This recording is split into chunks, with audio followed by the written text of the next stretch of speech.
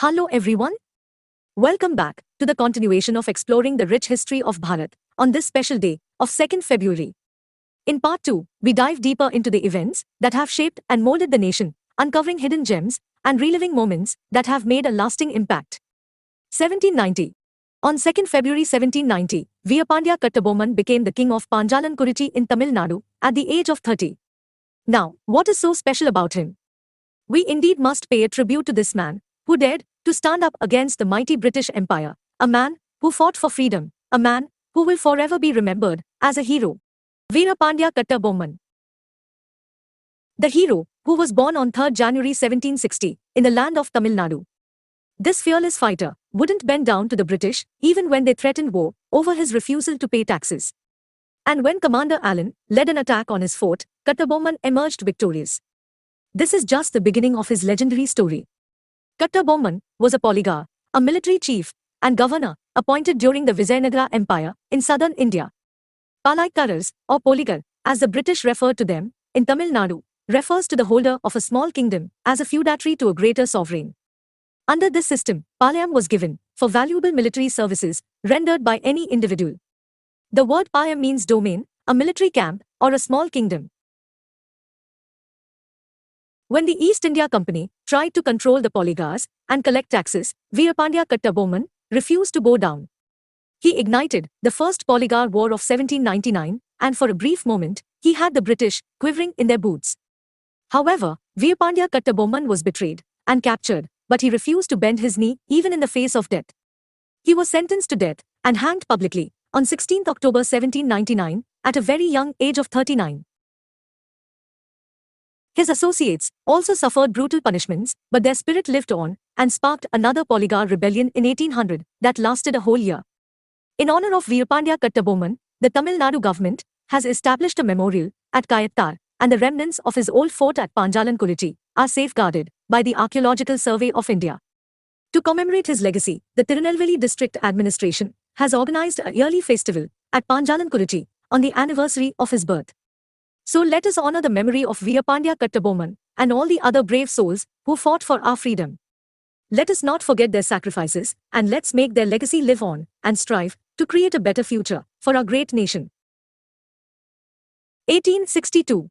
Are you aware of the first Indian to be appointed as a judge of the High Court? It was legendary Shambhunath Pandit, a Kashmiri Brahmin, who made history in the legal field on this date in 1862. Born in Calcutta in 1820 and educated at the Oriental Seminary, Pandit Shambhunath was a man of immense knowledge and talent.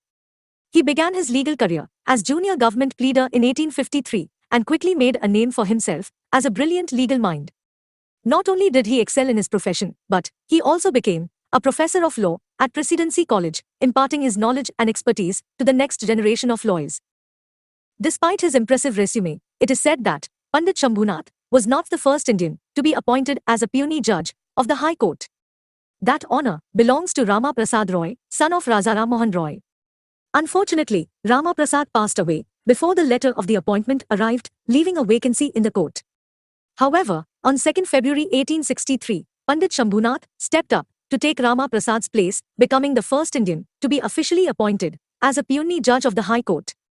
This was a landmark moment in Indian legal history, as it marked the first time that an Indian had held such a high office in the colonial courts. 1982. It was 2nd February 1982 when Geet Siriram Sethi, better known as Geet Sethi, legendary name in the world of billiards and snooker in India, became the youngest Indian to win the National Billiards crown at Madras. He was only 21 when he achieved this. This was a remarkable achievement and marked the beginning of a glorious career. With this win, he established himself as one of the most promising billiards players in the country. Born on 17 April 1961, he has made an indelible mark in the sport and has been acknowledged for his exceptional talent, sportsmanship, and contribution to the sport. Born in Delhi and raised in Ahmedabad, Sethi dominated the sport of billiard and snooker in the 1990s. He is a 5-time winner of the professional level English Billiards Championship, a 3-time winner of the Amateur World Championships, and holder of 2 world records in English billiards. Sethi is also an amateur snooker player, having won the Indian National Snooker Championships 4 times in a row. In the 1992 World Professional Billiards Championship, Sethi made history by constructing a world record English billiards highest break in 5 decades of 1,276 points in 80 minutes. He went on to win the championship again in 1993, 1995, 1998, and 2006. He has been described as an arch-rival of Mike Russell of England, also an 8-time English billiards world champion. Sethi has won multiple medals in doubles and singles English billiards at the Asian Games, including gold and silver medals in 1998 and silver and bronze medals in 2002. Geet Sethi's dedication, passion, and hard work have earned him numerous accolades and recognition both nationally and internationally. He has won several prestigious titles, including the IBSF World Billiards Championship, the Asian Billiards Championship, and the Asian Snooker Championship. His achievements have contributed to the growth and popularity of the sport in the country and have inspired many. 1915. I believe everyone knows the name Khushwant Singh, an Indian journalist, author, lawyer, diplomat, and also politician. He was believed to be born on 2nd February 1915 in Haddali, Punjab province of British India, which is now in Punjab province of Pakistan. Why did I say believed to be born? Because, in his time, there was no official recording of births and deaths, so his father simply fabricated 2nd February 1915 as his birth date for his enrollment at modern school in New Delhi. Later on, however, his grandmother Lakshmi Devi claimed that he was born in August, leading him to eventually establish his birth date as 15th August. Khushwant was known as a man who wasn't afraid to speak his mind. He was one of the few authors who called a spade a spade. He was a strong advocate of secularism and was known for his critical views on politics and religion. Singh was a prolific writer and had written several books including Train to Pakistan, Delhi, and The Good, the Bad, and the Ridiculous. He was also a regular contributor to several magazines and newspapers, including the Illustrated Weekly of India, and was known for his humorous and witty writing style. You might have seen his caricatures depicting him holding a bottle of whiskey and a light bulb. This is because he was known for his love of whiskey and his wit and humor. The light bulb symbolizes his intelligence and creativity, while the whiskey represents his fondness for alcohol.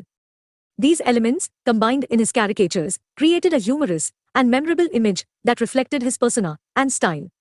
He once said, "A pinch of humor makes life a lot more enjoyable." Khushwant Singh's professional journey began in 1939 when he started working as a lawyer in Lahore in the chamber of Manzoor Qadir and Izaz Hussain Batalvi. During his 8 years at Lahore court, he formed close relationships with prominent figures in the legal field, including Akhtar Ali Qureshi and Raza Muhammad Arif. In 1947, he joined the Indian Foreign Service and was appointed as Information Officer of the Government of India in Toronto, Canada. Over the next few years, he served as press attaché and public officer for the Indian High Commission in both London and Ottawa. In 1951, he transitioned to journalism, starting with All India Radio. He went on to become the founder editor of Yojana between 1951 and 1953 and held editorial positions at the Illustrated Weekly of India and New Delhi between 1979 and 1980. He was also the editor of Hindustan Times between 1980 and 1983, where he wrote the popular Saturday column, With Malice Towards One and All.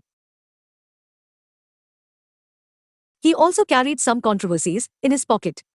His critics often found his obsession with women, scotch, and sex as something very uncommon of a person living in his 90s.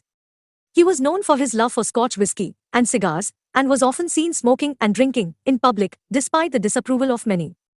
In 1984, following the riots, Khushwant returned his Padma Bhushan award as a sign of protest 10 years after receiving the honor.